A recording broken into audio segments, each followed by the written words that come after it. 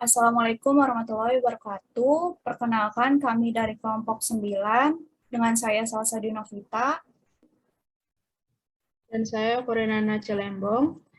Kali ini kita akan mempresentasikan dengan tema otonomi daerah dalam kerangka Negara Kesatuan Republik Indonesia atau NKRI.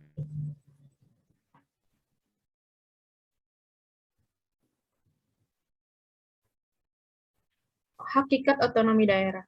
Otonomi daerah dan desentralisasi adalah pembagian kewenangan kepada organ-organ penyelenggara negara. Otonomi menyangkut hak yang mengikuti pembagian wewenang tersebut, sedangkan desentralisasi sebagaimana didefinisikan Perserikatan Bangsa-Bangsa, yaitu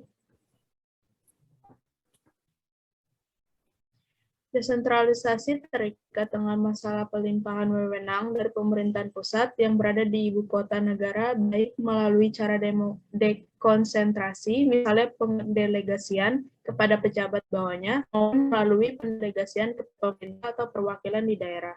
Batasan ini hanya menjelaskan proses kewenangan yang diserahkan pusat kepada daerah, tetapi belum menjelaskan isi dan keluasan kewenangan serta konsekuensi penyelenggaraan kewenangan ini kepada badan-badan otonomi daerah.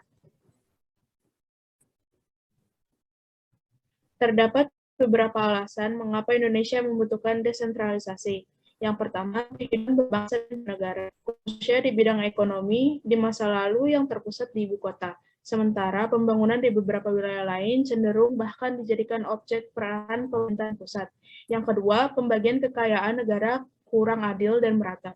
Daerah-daerah yang memiliki sumber kekayaan alam melimpah seperti Aceh, Riau, Irian Jaya atau Papua, Kalimantan, dan Sulawesi tidak menerima perolehan dana yang sesuai dengan kebutuhan daerah dari pemerintah pusat. Yang ketiga, kesenjangan sosial antara satu daerah dengan daerah lain sangat mencolok. Bersandar pada kenyataan di masa lalu tersebut, teoritisi pemerintah dan politik mengajukan sejumlah argumen yang menjadi dasar pelaksanaan desentralisasi. Di antara argumentasi di balik kebijakan desentralisasi otonomi daerah antara lain, satu, untuk terciptanya efisiensi dan efektivitas penyelenggaraan pemerintah. Kedua, sebagai sarana pendidikan politik. Yang ketiga, pemerintahan daerah sebagai persiapan untuk karir politik lanjutan. Yang keempat, stabilitas politik. Yang kelima, kesetaraan politik. Dan yang keenam, akuntabilitas publik. Visi otonomi daerah. Otonomi daerah sebagai kerangka penyelenggaraan pemerintahan mempunyai visi yang dapat dirumuskan dalam 3 ruang lingkup utama yang saling berhubungan satu dengan yang lainnya, politik, ekonomi, sosial, dan budaya. Yang pertama, visi otonomi daerah di bidang politik adalah sebuah proses untuk membuka ruang bagi lahirnya kepala pemerintahan daerah yang dipilih secara demokratis, memungkinkan berlangsungnya penyelenggaraan pemerintah yang responsif terhadap kepentingan masyarakat luas, dan memelihara suatu mekanisme pengambilan keputusan yang taat pada asas pertanggungjawaban publik. Yang kedua, adapun visi otonomi daerah di bidang ekonomi, otonomi daerah memungkinkan lahirnya berbagai prakarsa pemerintah daerah untuk menawarkan fasilitas investasi, memudahkan proses perizinan usaha, dan membangun berbagai infrastruktur yang menunjang perputaran ekonomi di daerah. Yang ketiga, visi otonomi daerah di bidang sosial dan budaya mengandung pengertian bahwa otonomi daerah harus diarahkan pada pengelolaan, penciptaan, dan pemeliharaan integrasi dan harmoni sosial. Termasuk ke dalam visi ini adalah dalam rangka memelihara dan mengembangkan nilai, tradisi, karya seni, karya cipta, bahasa, dan karya sastra lokal yang dipandang kondusif dalam mendorong masyarakat untuk merespons positif dinamika kehidupan di sekitarnya dan kehidupan global. Prinsip-prinsip pelaksanaan otonomi daerah. Prinsip-prinsip pemberian otonomi daerah yang dijadikan pedoman dalam penyelenggaraan pemerintahan daerah sebagai berikut. Yang pertama, penyelenggaraan otonomi daerah dilaksanakan dengan memperhatikan aspek demokrasi, keadilan, pemerataan, serta potensi dan keanekaragaman daerah. Yang kedua, pelaksanaan otonomi daerah didasarkan pada otonomi luas, nyata, dan bertanggung jawab. Yang ketiga, pelaksanaan otonomi daerah yang luas dan utuh diletakkan pada daerah kabupaten dan daerah kota, sedangkan pada daerah provinsi merupakan otonomi yang terbatas. Dan yang keempat, pelaksanaan otonomi daerah harus sesuai dengan konstitusi negara, sehingga tetap terjamin hubungan yang serasi antara pusat dan daerah, serta antar daerah. Yang kelima, pelaksanaan otonomi daerah harus lebih meningkatkan kemandirian daerah otonom, dan karenanya dalam daerah kabupaten dan kota tidak ada lagi wilayah administrasi.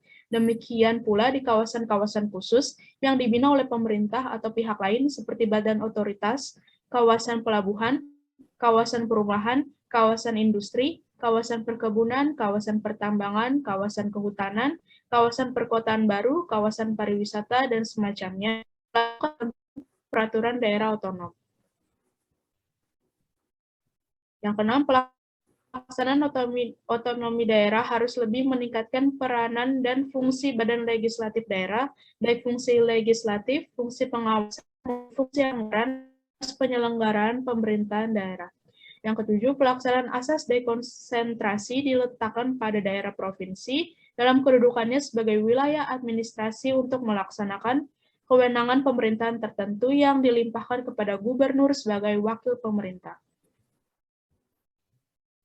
Dan yang terakhir, pelaksanaan asas tugas pembantuan dimungkinkan tidak hanya dari pemerintah kepada daerah, tapi juga dari pemerintah dan daerah kepada desa yang disertai dengan pembiayaan sarana dan prasarana sumber daya manusia dengan kewajiban melaporkan penugasan dan pertanggungjawaban kepada yang menugaskan. Pembagian kekuasaan dalam kerangka otonomi daerah. Pembagian kekuasaan antar pusat dan daerah dilakukan berbagai prinsip negara kesatuan, tetapi dengan semangat federalisme. Jenis kekuasaan yang ditangani pusat hampir sama dengan yang ditangani oleh pemerintah di negara-negara federal, yaitu hubungan luar negeri, pertahanan dan keamanan, peradilan moneter dan agama, serta berbagai jenis urusan yang memang lebih efisien ditangani secara sentral oleh pemerintah pusat, seperti kebijakan makroekonomi, standarisasi nasional, administrasi pemerintahan, badan usaha milik negara atau BUMN, dan pengembangan sumber daya manusia. Dan selanjutnya akan dilanjutkan oleh teman saya, Salsa. Kewenangan yang diserahkan kepada daerah otonom provinsi dalam rangka desentralisasi mencakup yang pertama, kewenangan yang bersifat lintas kabupaten dan kota, seperti kewenangan dalam bidang pekerjaan umum, perhubungan, kehutanan, dan perkebunan. Yang kedua, kewenangan pemerintahan lainnya, yaitu perencanaan dan pengendalian pembangunan regional secara makro, pelatihan bidang alokasi sumber daya manusia potensial, penelitian yang mencakup wilayah provinsi, pengelolaan pelabuhan regional, pengendalian lingkungan hidup, promosi dagang dan budaya atau pariwisata, penanganan penyakit menular, dan perencanaan tata ruang provinsi. Yang ketiga, kewenangan kelautan yang meliputi eksplorasi, eksploitasi, konservasi dan pengelolaan kekayaan laut, pengaturan kepentingan administratif, pengaturan tata ruang, penegakan hukum, dan bantuan penegakan keamanan dan kedaulatan negara. Yang keempat, kewenangan yang tidak atau belum dapat ditangani daerah kabupaten dan daerah kota diserahkan kepada provinsi dengan pernyataan dari daerah otonom kabupaten atau kota tersebut. Pemilihan, penetapan, dan kewenangan kepala daerah. Terkait dengan pembagian kewenangan antara pusat dengan pemerintah daerah, terdapat 11 jenis kewenangan wajib yang diserahkan kepada daerah otonom kabupaten dan daerah otonom kota, yaitu yang pertama pertanahan, yang kedua pertanian, tiga pendidikan dan kebudayaan, keempat tenaga kerja, kelima kesehatan, keenam lingkungan hidup, ketujuh pekerjaan umum, kedelapan perhubungan, kesembilan perdagangan dan industri, kesepuluh penanaman modal, dan terakhir ke-11 koperasi. Selain itu, kabupaten atau kota yang mempunyai batas laut juga diberi kewenangan kelautan seluas 1/3 dan luas kewenangan provinsi yang 12 mil. Jenis kewenangan lain yang dapat diselenggarakan oleh daerah otonom kabupaten dan daerah otonom kota ialah kewenangan pilihan, yaitu jenis kewenangan yang tidak termasuk yang ditangani pusat dan provinsi. Penjabaran ke-11 kewenangan itu dalam arti lingkup kegiatan dan tingkat kewenangan yang akan diserahkan kepada daerah otonom kabupaten dan kota masih harus menunggu penyesuaian sejumlah undang-undang yang sejalan dengan Undang-Undang Nomor 22 Tahun 1999, JO, Undang-Undang Nomor 32 Tahun 2004. Penyerahan ke-11 jenis kewenangan ini kepada daerah otonom kabupaten dan daerah otonom kota dilandasi oleh sejumlah pertimbangan sebagai berikut. Makin dekat produsen dan distributor pelayanan publik dengan warga masyarakat yang dilayani, semakin tepat sasaran, merata, berkualitas, dan terjangkau. Hal ini disebabkan karena DPRD dan Pemda sebagai produsen dan distributor pelayanan publik dinilai lebih memahami aspirasi warga daerah, lebih mengetahui kemampuan warga daerah, lebih mengetahui potensi dan kendala daerah, dan lebih mampu mengendalikan penyelenggaraan pelayanan publik yang berlingkup lokal daripada provinsi dan pusat. Penyerahan 11 jenis kewenangan itu kepada daerah otonom kabupaten dan daerah otonom kota akan membuka peluang dan kesempatan bagi aktor-aktor politik lokal dan sumber daya manusia yang berkualitas di daerah untuk mengajukan prakarsa, berkreativitas, dan melakukan inovasi karena kewenangan merencanakan, membahas, memutuskan, melaksanakan, mengevaluasi 11 jenis kewenangan tersebut. Hal ini berarti unsur-unsur budaya lokal berupa pengetahuan lokal, keahlian lokal, dan kearifan lokal akan dapat didayagunakan secara maksimal. Karena distribusi sumber daya manusia yang berkualitas tidak merata, dan kebanyakan berada di Jakarta dan kota besar lainnya, maka penyerahan 11 jenis kewenangan ini juga dimaksudkan dapat menarik sumber daya manusia yang berkualitas di kota-kota besar untuk berkiprah di daerah-daerah otonom yang kabupaten dan kota. Pengangguran dan kemiskinan sudah menjadi masalah nasional yang tidak saja semata tanggung jawab ditanggung pemerintah pusat. Akan tetapi, dengan adanya pelimpahan kewenangan tersebut, diharapkan terjadi diseminasi kepedulian dan tanggung jawab untuk meminimalisasi atau bahkan menghilangkan masalah tersebut sebagaimana dimaksudkan dalam tujuan awal dari otonomi daerah dan pembangunan daerah.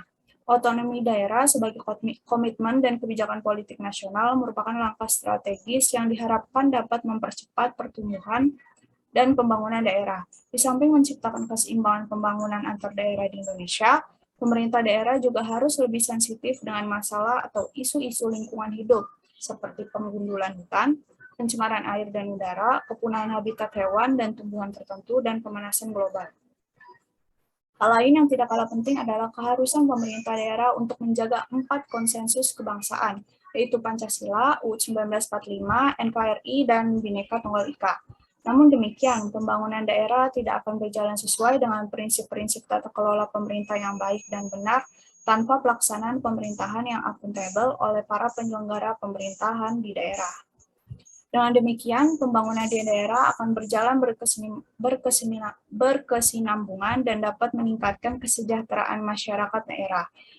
Faktor-faktor prakondisi pelaksanaan otonomi daerah yaitu yang pertama, pemerintah daerah harus kreatif. Kedua, politik lokal yang stabil. Ketiga, pemerintah daerah harus menjamin kesinambungan berusaha. Dan yang terakhir, yang keempat, pemerintah daerah harus komunikatif dengan LSM atau NGO, terutama dalam bidang perburuhan dan lingkungan hidup. Rangkuman. Yang pertama itu, otonomi daerah dapat dijadikan sebagai kawal persiapan yang bersifat terbuka bagi semua warga negara di tingkat daerah untuk meniti karir lanjutan, terutama karir politik dan pemerintahan di tingkat nasional. Keberadaan pemerintahan daerah, eksekutif, dan legislatif sangat penting dan tepat bagi penggodokan calon-calon pemimpin nasional.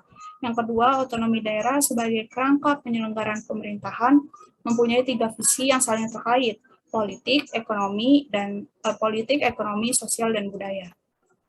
Yang ketiga, otonomi daerah yang diterapkan di Indonesia bersifat luas, nyata, dan bertanggung jawab.